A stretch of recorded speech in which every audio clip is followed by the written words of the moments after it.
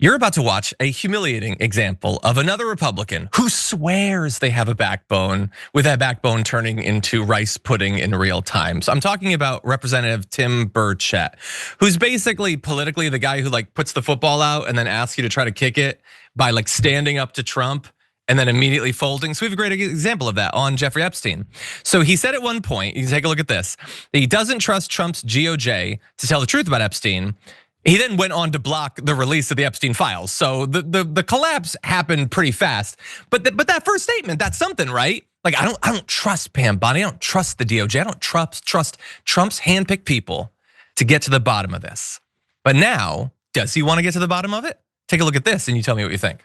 I would give everybody a caveat, or that's a big word, but a warning that just because somebody flew on a plane doesn't mean they're a dadgum pedophile. You know, I have a lot of wealthy friends. I aspire to be wealthy, but I've taken a vow of poverty because my daughter rides horses.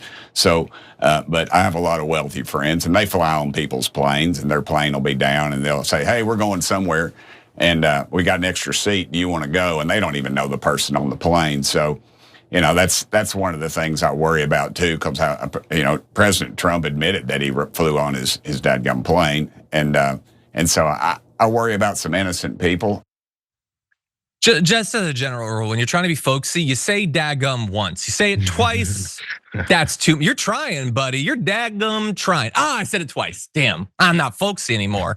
Also, if your daughter rides horses, you are in fact wealthy, I think, at that rate. You may not be as wealthy as you'd be if she wasn't riding the horses, but riding horses isn't really peasant stuff these days.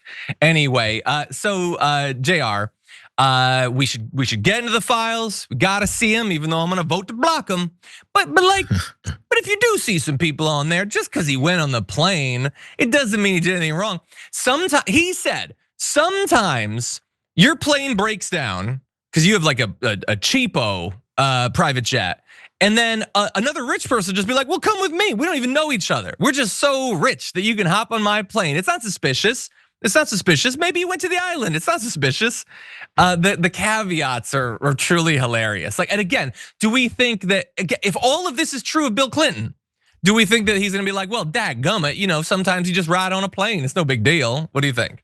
Yeah, this is the evolution of setting him up to be seen. Eventually, if anything comes up, maybe something gets leaked, maybe they accidentally forget to redact his name, but they need to set it whole thing up, because as we've seen, and as the stories continue to happen, and as the history that everyone knows about these two continues to be exposed and given to more people that ignored it before, they have to give us a soft landing for Trump to find himself on that list somewhere. Megyn Kelly did it last week. She goes, I wouldn't be totally surprised if Donald Trump was on the flight list. He was friends with him. Doesn't mean that he flew and did those things. It just means he flew with them. It just means that when they talked about 16-year-old girls, that they just liked talking about 16-year-old girls. So it's the same thing. So even as Tim Burchett is talking about releasing all this information, he still has to be on this whole thing of, well, it sounds just like Trump when he was running and he talked to those Fox and Friends folks, and he was asked if he's gonna release the Epstein files. He goes, well, I wouldn't know, because that's a shady little world there. And if I release the stuff that happened in that shady world, people's lives could be destroyed. It could be people that just knew him. It's odd how that works, but I'll tell you this: if you're in the back seat of a car and you're a 16-year-old guy and you're rolling with some folks that maybe aren't doing the best things, and they rob someone or shoot someone, and you're in the back seat and have not pulled any triggers and have not robbed anyone, and your whole crew gets arrested, guess who is also implicated in that murder or that robbery? It's also you sitting your ass in that back seat, being a part of the crime. So why doesn't that apply to rich and famous folks who fly on the airplane, who flew to islands and allegedly took part in the things that they were doing in those places, as you congratulated and cheered about it and wrote it in a damn book for the man's birthday? I'm just saying.